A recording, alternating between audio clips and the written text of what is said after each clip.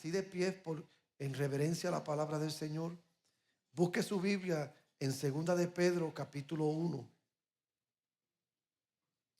Segunda carta de Pedro, capítulo 1. Voy a leerle el verso 4. Segunda carta de Pedro, capítulo 1, verso 4. Leo a la gloria del Padre, del Hijo y del Espíritu Santo. Y la iglesia dice: por medio de las cuales nos ha dado preciosas y grandísimas promesas, para que por ellas llegases a ser participantes de la naturaleza divina, habiendo huido de la corrupción que hay en el mundo a causa de la concupiscencia. Voy a leer ese verso de nuevo. Por medio de las cuales nos ha dado preciosas y grandísimas promesas, para que por ellas llegases a ser participantes de la naturaleza divina, habiendo huido de la corrupción que hay en el mundo a causa de la concupiscencia. Gracias a Dios por su palabra. Pueden sentarse. Gloria a Jesús. Yo empecé esta serie hace 6 semanas atrás, que le hemos titulado La paradoja del poder. Y si usted no ha escuchado los primeros 6 mensajes, pues vaya a nuestra página, vaya a YouTube y puede escucharlos, y así va reconciliando cada uno de los pensamientos. Hoy en particular voy a hablarle bajo el subtítulo El intercambio o el gran intercambio. El gran intercambio. Estoy un poco alto. Uno de los grandes mitos del cristianismo es que debes de arreglar tu vida con Dios para ser aceptado por Él. Por eso es que hay gente que cuando usted los invita para la iglesia o los invita a la fe cristiana, uno de los temas comunes es: yo no voy a ser hipócrita hasta que yo no me arregle, o hasta que yo no arregle esto, yo no puedo ir a la iglesia. Esta enseñanza no está en la Biblia, en el Nuevo Testamento. Porque yo quiero que entienda esto. No es tu trabajo arreglar tu vida rota. No es tu trabajo arreglar tu vida rota. Es tu trabajo confiar en la obra de Dios lo suficiente como para permitirle a Él quitar lo viejo y reemplazarlo con la nueva vida que Él te ofrece mediante la cruz cuando Él murió en ella. Tu trabajo no es arreglarte. Tu trabajo es confiar en la obra de Cristo en la cruz del Calvario. Ese es tu trabajo. Antes de explicar esto, quiero tomarme un tiempo para aclarar la diferencia entre el Antiguo y el Nuevo Testamento, porque esto es bien importante. Es posible que hayas escuchado la palabra pacto o la palabra testamento. Y la verdad es que la palabra pacto y la palabra testamento son intercambiables, ya que ambas palabras se traducen de la misma manera en el griego, que es la palabra diateque. Mire cómo dice Mateo 26:28. Porque esto es mi sangre del nuevo pacto, que por muchos es derramada para remisión de los pecados. El griego era el idioma dominante durante la época que se escribió el Nuevo Testamento. Pacto o testamento significa un acuerdo o un pacto que no se puede romper sin la muerte del testador, el que lo ha garantizado. En algunos casos el pacto no entra en vigor hasta después de la muerte del testador. Y como el caso de un testamento, de una promesa de dar una herencia que se asegura mediante un pacto. El Antiguo Testamento era un pacto entre Dios y su pueblo Israel. El antiguo pacto dependía en gran medida del hombre. El Antiguo Testamento dependía en gran medida en lo que tú podías hacer, en lo que yo podía hacer. Desde que el hombre, el pueblo de Dios, entró en el pacto, hizo un pacto con Dios de que para estar en su promesa, aceptaría el requisito de vivir perfectamente. Cualquier incumplimiento de la ley recibiría la pena descrita en la ley. Entonces, el acuerdo del hombre con Dios en el Antiguo Testamento era que, como Dios es perfecto, el hombre tenía que vivir en perfección para entonces entrar en las promesas de Dios. En el corazón de la ley estaban los 10 mandamientos. Sin embargo, no solo habían 10 mandamientos, estos 10 mandamientos eran el fundamento de toda la ley del Antiguo Testamento. Y si el pueblo que levantaba la ley tenía penalidades. Mire, para entender esto, era como en los tiempos de ahora, las leyes modernas. Para usted ser ciudadano de cualquier país, usted tiene que sujetarse a las leyes de ese país. Y si usted no se sujeta a las leyes de ese país, pues usted sufre las consecuencias que trae la ley al quebrantarlas. Para ser ciudadano del reino de Dios, habían leyes que debían cumplirse. Y cualquier violación de estas pondría a la persona bajo el juicio de la ley. Sin embargo, escuche esto. Como Dios sabía que el hombre nunca podía estar a la altura de una ley basada en un estándar celestial, puso disposiciones en la ley para proteger al hombre. Permitió que el hombre sustituyera a un animal en su lugar para que el animal fuese juzgado por la ley en lugar de él. Por eso es que habían sacrificios en el Antiguo Testamento para expiar temporalmente el pecado. El pueblo llevaba un cordero ante el sacerdote. El sacerdote examinaba el cordero, se aseguraba de que era blanco, de que no tenía manchas, que no tenía arrugas, que no estaba enfermo. Y entonces sacrificaban ese cordero y el pueblo por un año podían vivir en paz porque hubo un sustituto por el pecado de ellos. Porque esto es importante entender, porque esto era una sombra de Cristo, quien se iba a convertir en el Cordero de Dios, que iba a quitar el pecado del mundo, no una vez al año, una vez y para siempre. Den un aplauso a Dios por eso. Bajo el antiguo sistema de la ley, el hombre nunca iba a poder experimentar la comunión con Dios que se pretendía originalmente. El Antiguo Testamento era un ciclo interminable de incumplimiento de la ley, de sacrificio, intento que tenía que renovarse el año siguiente, o incumplimiento y sacrificio constantemente. Mire la tristeza de esto. El pueblo de Dios nunca experimentó la promesa porque la ley se basaba en una capacidad espiritual de la que el hombre carecía, por lo que era imposible andar en la promesa. El hombre en el Antiguo Testamento nunca pudo alcanzar la plenitud de la promesa, porque la incapacidad de ellos, humanamente hablando, no les permitía cumplir la ley. Porque, mire, la ley nunca tuvo la intención de hacer que las promesas estuvieran, de que la gente estuviera bien con Dios. Nunca fue el propósito de la ley mostrar cuán perfecto el hombre podía ser. Incluso su intención era mostrarle al hombre que necesitaba algo mayor que él mismo para llegar a Dios. La ley estaba diseñada para que el hombre se frustrara. La ley estaba diseñada para que el hombre se rindiera.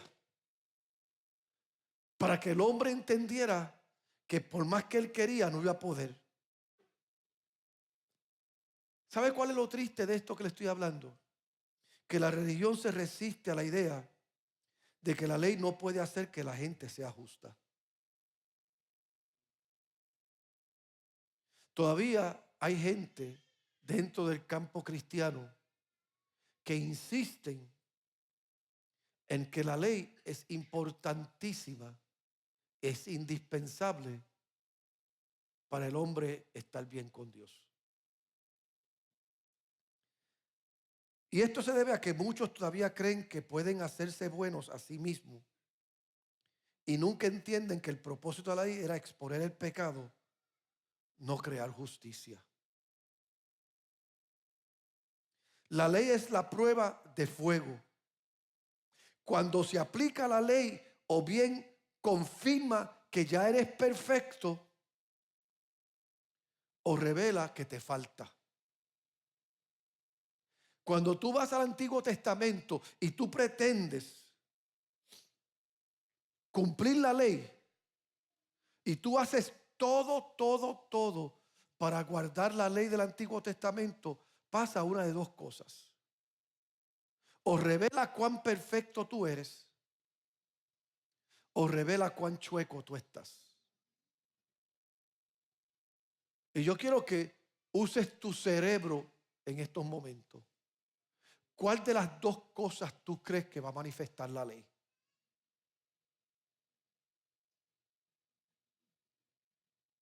¿Cuál de las dos cosas revela la ley? ¿Que tú eres perfecto o que te falta? Siempre te vas a dar cuenta que te falta. Mira lo que dice Romanos 3:20. Ya que por las obras de la ley ningún ser humano será justificado delante de él, porque por medio de la ley es el conocimiento del pecado.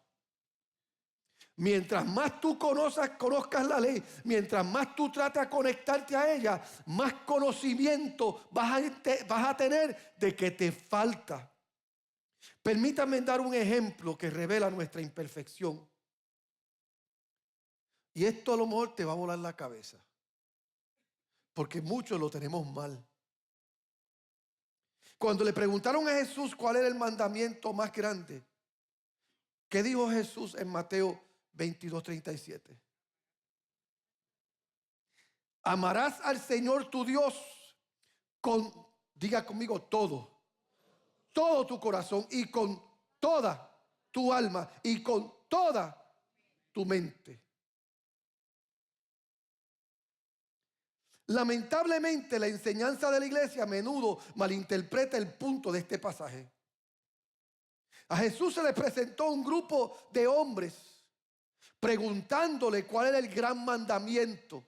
Gente que sabía la ley, abogados de la ley, gente que se jactaba de que ellos eran más santos que los demás.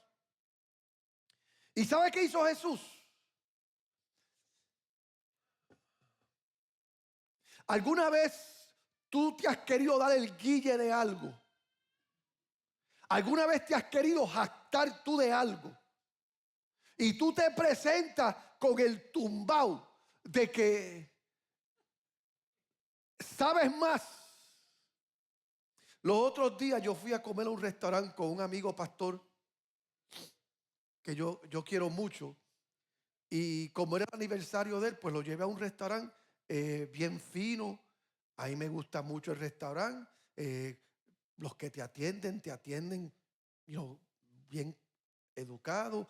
Y cuando te van a presentar el menú, empiezan a decirte, pues tenemos esto, tenemos aquello. Y la realidad es que la mitad de las cosas que ustedes dicen, si tú eres alguien común y corriente, tú no entiendes lo que te están diciendo. Tú tienes que decirle, ¿me puedes explicar eso en español? O eso es bistec. Pero usaron otro nombre que tú no sabes lo que era. Y yo llevé a este amigo mío con su esposa a comer este restaurante para hacer un regalo a su aniversario. Y cuando el mozo terminó de presentar el menú, el amigo mío le dice al mozo, ¿me puede dar un minuto para pensar? Y el mozo, sí, seguro. Y el mozo se va. Y cuando se va, el amigo mío me dice esto. A la verdad que tú me has hecho sentir lo más bruto del mundo en estos momentos. Yo, ¿por qué? Me dice, tú me has demostrado lo jíbaro que soy yo. Porque yo no entendí ni papa de lo que él dijo. Por favor, explícame el menú tú ahora. ¿Alguna vez a ti te ha pasado eso? Que tú te has creído que tú eres lo último. Y de momento te encuentras con una verdad que te tumba el guille, te tumba el orgullo. Pues estos hombres vinieron donde Jesús a preguntarle cuál es el principal mandamiento. Porque ellos querían darse el guille de que ellos sabían más. Y Jesús utilizó estos dos mandamientos para destruir el autoengaño de las personas que pensaban que eran buenas porque habían avanzado más que aquellos que se consideran pecadores. ¿Y sabe lo que Jesús le dijo? En lugar de decirle a ellos, ustedes son perfectos, le mostró a ellos su imperfección. Porque Jesús no estaba enseñando a la gente que debían cumplir estos dos mandamientos para estar bien con Dios. Jesús estaba mostrando que con solo estos dos mandamientos Él podía demostrar que todos estaban bajo la condenación de la ley. ¿De qué usted habla, pastor? Sea honesto conmigo. ¿Quién de ustedes aquí puede decirme que usted ama a Dios con toda su mente, con todo su corazón y con toda su alma? Por favor, no levanten la mano. ¿De verdad que usted ama a Dios con toda su mente, con toda su alma y con todo su corazón?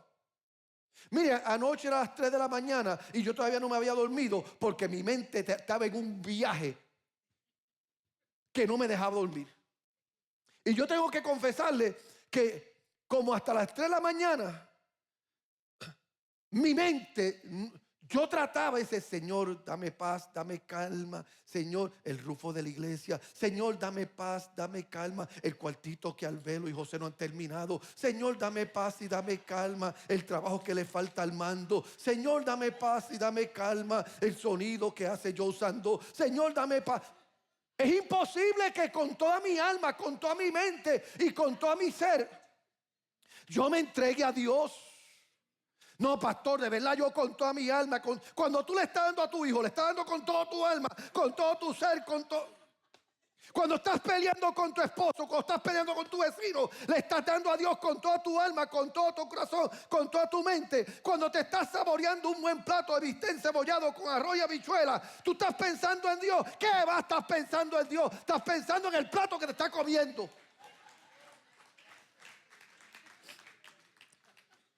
Esto parece un poco jocoso, pero es la realidad.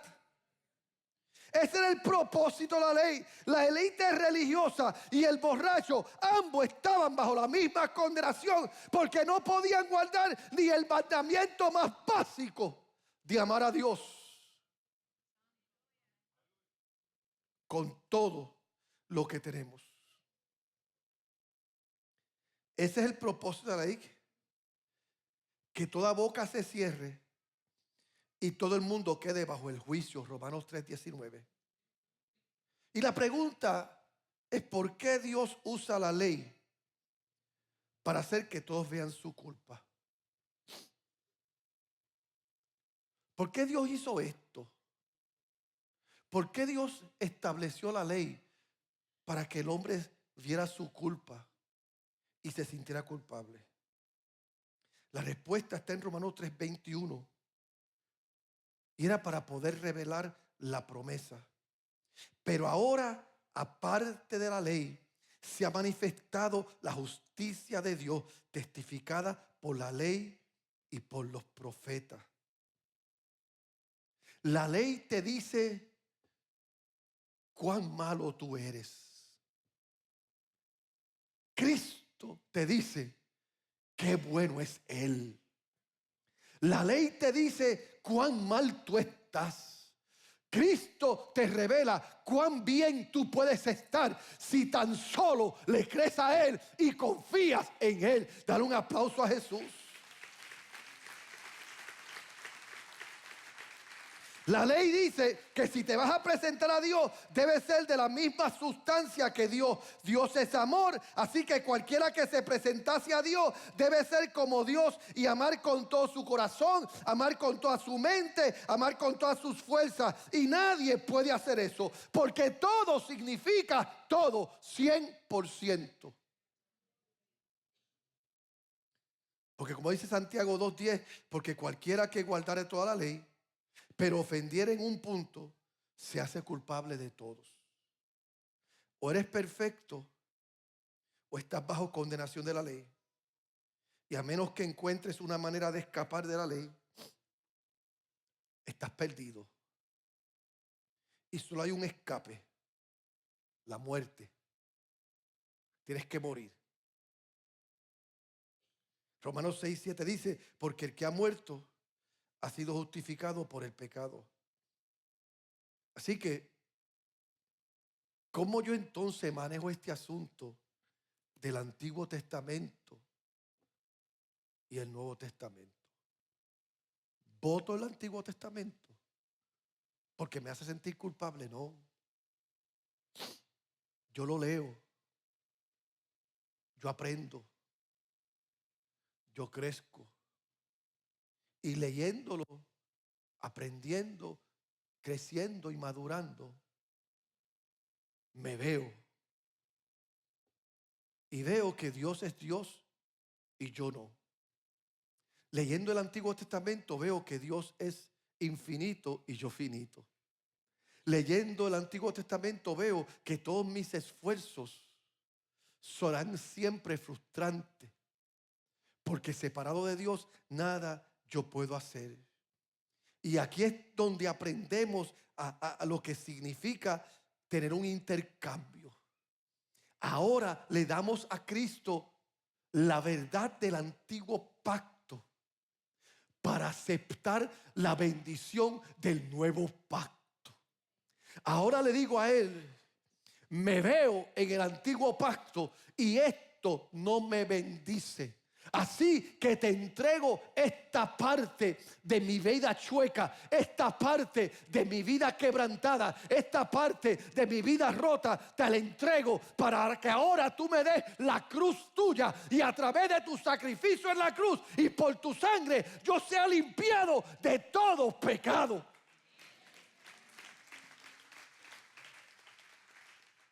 Dios tiene la intención de enterrar la antigua vida y resucitarte a una buena vida. Para entender esto, tenemos que mirar a profundidad la cruz. A través de la convicción de la ley del pecado y la muerte, Dios revela nuestra necesidad y nos invita a acudir a su don de vida por fe. Y en la cruz Cristo logró varias cosas importantes que tú no puedes obviar. En la cruz Cristo lleva el juicio del pecado bajo la ley en nuestro nombre. En la cruz Cristo quita la ley. En la cruz Cristo entierra nuestra vieja naturaleza. En la cruz Cristo nos resucita a una nueva vida, a una naturaleza espiritual. En la cruz Él pone su espíritu dentro de nosotros. En la cruz Él nos hace justicia a nosotros. En la cruz nos coloca en sus promesas. Es en la cruz donde ahora tú puedes entrar a la presencia de Dios. No por quien tú eres, sino por quien es Él. No por lo que tú haces, sino por lo que Él hizo. Examinemos un poquito la cruz antes de terminar. Es importante comprender la obra de la cruz, porque si no comprendes estas cosas, estarás siempre buscando esperanza en la dirección equivocada. La religión te lleva de regreso a tu antigua vida con órdenes de hacer cosas imposibles. Arreglar algo que Dios ya arregló y lo ha relegado a la tumba. Esto hace que las personas busquen respuesta en esfuerzo humano. Y el problema es que no se puede arreglar lo que Dios ha crucificado y enterrado. Es una tontería darle poder a la carne y tratar de hacer que actúe contra su naturaleza. Por medio de Cristo se puede escapar de esto. Si tú no entiendes la cruz de Cristo, siempre vas a estar tratando de hacer las cosas a tu manera. Según de Pedro 1:4 dice: por medio de las cuales nos ha dado preciosas y grandísimas promesas, para que por ella llegase a ser participante de la naturaleza divina, habiendo huido de la corrupción que hay en el mundo a causa de la concupiscencia. Nos dice que hemos escapado de la corrupción del mundo mediante la promesa de la cruz. Ahora, esta promesa también viene con una advertencia: que si después de haber escapado vuelve a estar enredado en tu condición actual, tu condición actual puede ser peor que la primera. Por eso es que esto se puede evidenciar en innumerables iglesias. En muchos creyentes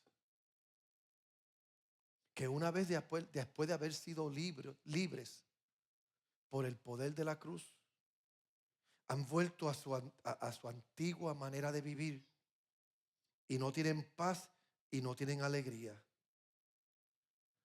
Y yo voy a decir algo que a lo mejor sea un poco controversial. Muchos cristianos tienen menos gozo que el mundo que los rodea. Y aunque la Biblia promete que el amor perfecto de Dios echa fuera todo temor, muchos cristianos viven en constante temor porque han vuelto a su antigua manera de vivir. ¿Alguna vez usted no se ha preguntado por qué esa persona que no tiene a Cristo está más contento que yo?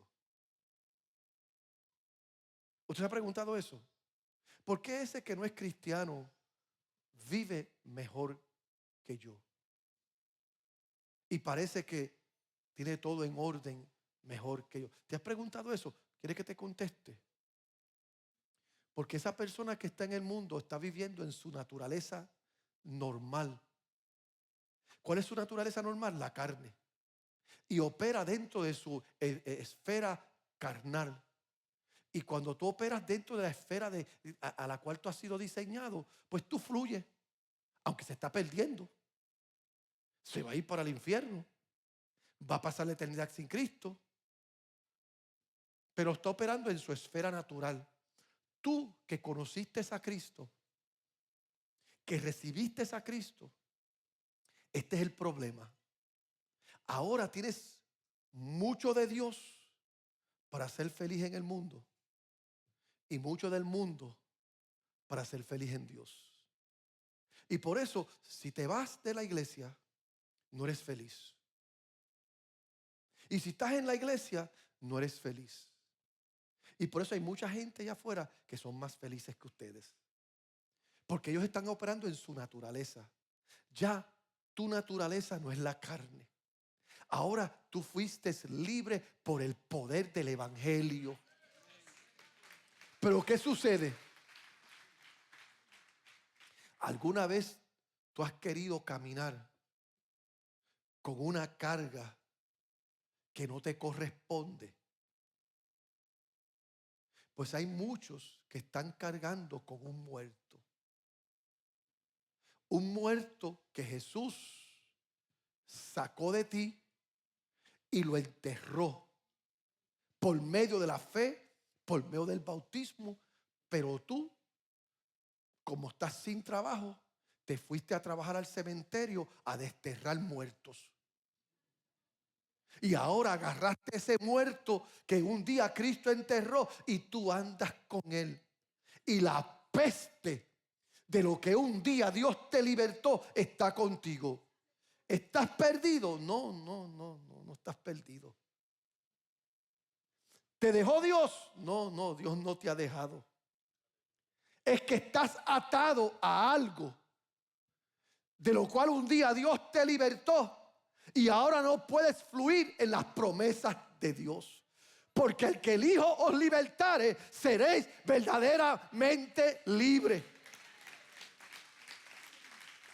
Estas cosas ocurren porque el alma de cristiano solo puede tener descanso en la vida del Espíritu. Y el Espíritu no opera a través de la carne, por lo que cuando un cristiano trata de mezclar los dos, no hay poder para vivir como un vencedor. El pecado no tiene lugar en la vida del cristiano. Y el pecado, mire hermano, es todo aquello que no da el blanco de la vida del Espíritu. Incluso la palabra pecado, eso es lo que significa fallar al blanco. ¿Alguna vez usted ha jugado dardos? Y usted ha tirado el dardo y quiere agarrar la zona del medio y no agarra, no le da nada. ¿Alguna vez usted ha jugado billar y usted falla? Pues pecado es fallar al blanco. ¿Y qué es lo que estoy diciendo con esto? El Antiguo Testamento te enseña cuán chueco tú estás y cuán incompetente tú eres para vivir el estándar de Dios. El Nuevo Testamento te dice que Cristo vino y tomó tu lugar. Te quitó a ti y se puso Él. ¿Y qué es lo que te dice entonces? Ahora cree en mí. Porque el que cree en mí será salvo.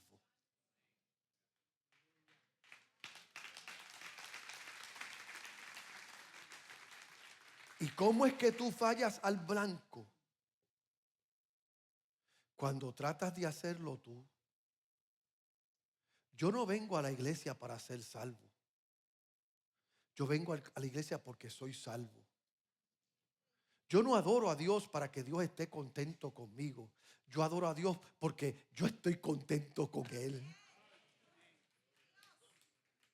Yo no sirvo en la iglesia para sentirme bien. Yo sirvo en la iglesia porque es lo menos que puedo hacer en gratitud por lo que ella Él ha hecho por mí en la cruz del Calvario.